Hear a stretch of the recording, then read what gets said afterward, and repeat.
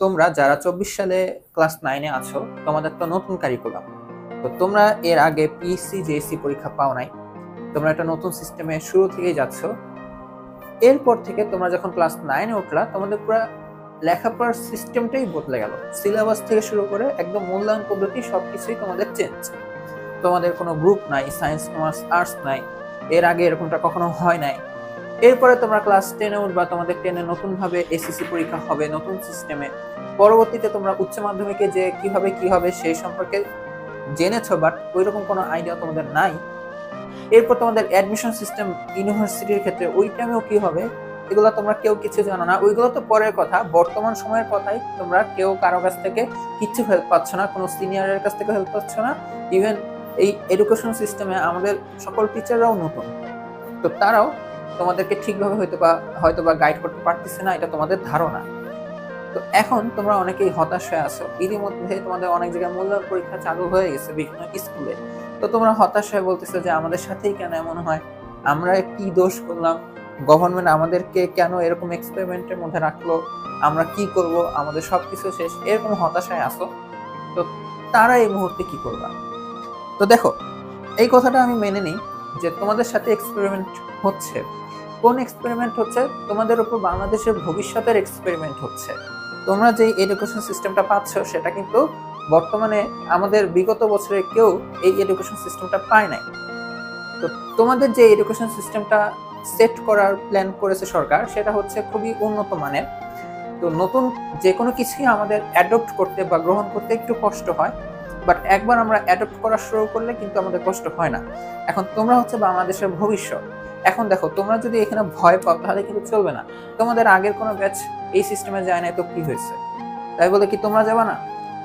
যুগ যুগের পর যুগ ধরেই তো একই সিস্টেম চলে না, সিস্টেমটা চেঞ্জ হয়। যেমন তোমাদেরকে একটা কথা বলি, তোমরা এত হতাশ হবা না। কেননা তোমরা কি জানো, তোমরা ক্লাস 9 ঠিক আছে, তোমরা 2024 সালে যারা ক্লাস 9-এ পড়ো তাদেরকে আমি ক্লাস 9-এর স্টুডেন্ট বলার চেয়ে কি বলতে বেশি পছন্দ করি জানো? তোমাদেরকে আমি লিডার বলতে বেশি পছন্দ করি। কি বলতে পছন্দ করি? লিডার। দেখো, LEADER। তোমরা কেন লিডার জানো? কারণ ধরো কোনো একটা যুদ্ধ হচ্ছে, ওই যুদ্ধে সবার আগে যে থাকে তাকে আমরা কি বলি? লিডার। কারণ লিডার সবার সামনে থেকে সব থেকে কঠিন রাস্তা কিভাবে যেতে হবে সে নিজে ওই রাস্তাটা বানায় নেয়। বুঝতে পারছো? আর তার পেছনে যারা থাকে তারা হচ্ছে ফলোয়ার। ফলোয়াররা লিডারকে ফলো করে। তো তোমরা একটা নতুন রাস্তা যাচ্ছ, ওই রাস্তার ম্যাপ তোমাদের কাছে নাই। তোমরা যেই রাস্তা দিয়ে যাবা, যেই রাস্তা তোমরা সিলেক্ট করবা, সেটাই পরবর্তী ব্যাচের জন্য কি হবে বলতো? রোড ম্যাপ হবে। তার মানে এখানে তোমরা সম্পূর্ণ লিডার হিসেবে কাজ করতেছো, বাকিরা কিন্তু ফলোয়ার হিসেবে কাজ করবে। তোমরা যে রাস্তাটা বেছে নিবা তারা কিন্তু সেই রাস্তাটাই বাঁচবে। তোমরা যদি এখান থেকে ভুল পথে যাও, তারাও কিন্তু ভুল পথে যাবে। আর তারা ভুল পথে যাওয়া মানে কি, তাদের পরবর্তী ব্যাচেও কিন্তু ভুল পথে যাওয়ার একটা সম্ভাবনা থাকবে। আর এই কারণে আমি তোমাদেরকে বললাম যে পুরো বাংলাদেশের ভবিষ্যৎ কিন্তু তোমাদের উপর নির্ভর করতেছে।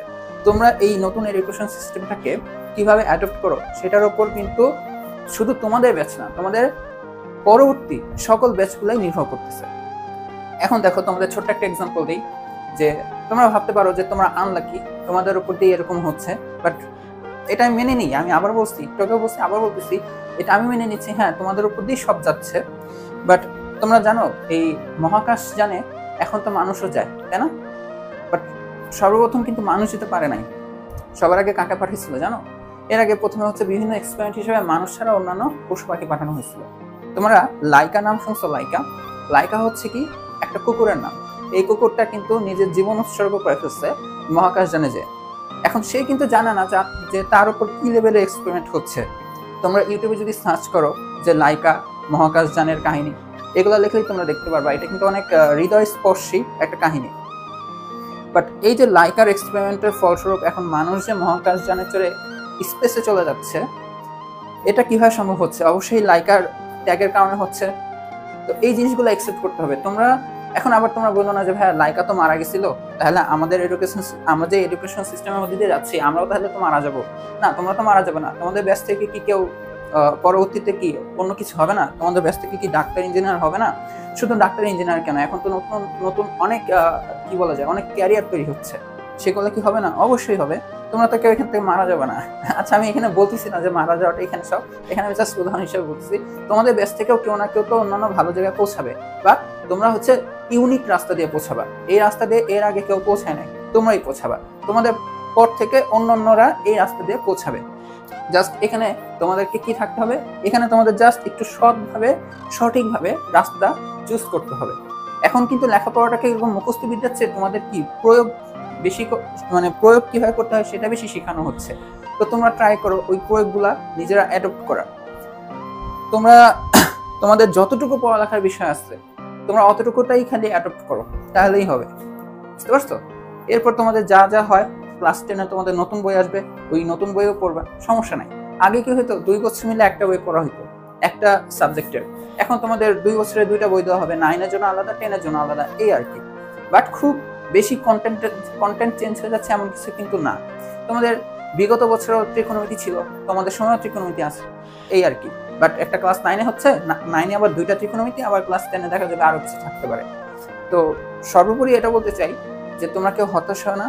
তোমরা যেহেতু লিডারকে কি থাকতে হয়, লিডারকে সব থেকে বেশি স্ট্রং থাকতে হয় মেন্টালি, ফিজিক্যালি।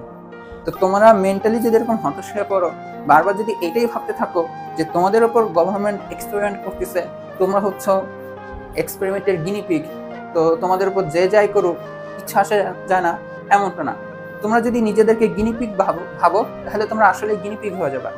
গিনিপিগ বুঝো যে বিভিন্ন ল্যাবে ইঁদুর টাইপের, যাদের উপর বিভিন্ন, ধরে যে করোনা ভাইরাস যখন আসছিল, প্রথম যেসব ভ্যাকসিন আবিষ্কার হয় সরাসরি তার মানুষের বডিতে ইনসার্ট করা হয় নাই, সবার আগে এরকম গিনিপিগ টাইপের প্রাণীগুলোতে ইনসার্ট করা হচ্ছিল, যে তারা বাঁচে কি মরে ওইটা দেখার জন্য, বা তাদের সাইড এফেক্টটা কি হয় সেগুলো দেখার জন্য। এখন তোমরা যদি নিজেদেরকে গিনিপিগ ভাবো, তোমরা আসলে গিনিপিগ হয়ে যাবা, আর এক্সপেরিমেন্টের ফলাফল খারাপ আসলে তোমাদের সাথে খারাপই আসবে। বাট তোমরা যদি নিজেদেরকে লিডার ভাবো, লিডারকে যত কঠিন পথই দেওয়া হোক না কেন, যত কঠিন কাজই দেওয়া হোক না কেন, লিডার মেন্টালি স্টেবল থাকে আর ওই কঠিন কাজটা করে দেখায়। তো তোমাদেরকে এরকম কঠিন একটা সিস্টেমে ফেলা হচ্ছে, কঠিন না ইউনিক সিস্টেমে ফেলা হচ্ছে, এই কারণে তোমাদের কাছে কঠিন মনে হচ্ছে। তো তোমরা যদি মেন্টালি স্ট্রং থেকে এখান থেকে বের হতে পারো, তোমরা আজ থেকে 10 বছর পর গর্ব করে বলতে পারবা যে আমরা হচ্ছে সেই ব্যাচ, যেই ব্যাচের ওপর এত এক্সপেরিমেন্ট হওয়া সত্ত্বেও আমরা ওইখান থেকে বের হয়ে আসছি আর একটা নির্দিষ্ট ভালো ভালো জায়গায় পৌঁছে যেতে পারছি। বুঝতে পারছো? তো সর্বোপরি এটাই বলতে চাই, হতাশ হও না। তোমাদের যা হচ্ছে ওইগুলোকে জাস্ট মেনে নিয়ে তুমি জাস্ট তোমার মতন করো। দেখো লেখাপড়া তো করতেই হবে দিন শেষে, পুরাতন সিলেবাস হোক নতুন সিলেবাস হোক, লেখাপড়া তো দিন শেষে করতে হবে। তো খালি ওই লেখাপড়াটাতেই ফোকাস থাকো, তাহলেই হবে। ঠিক আছে? আর অবশ্যই আমাদের স্কুল ম্যাথমেটিক্সের পাশে থাকবে। সবাইকে শুভেচ্ছা।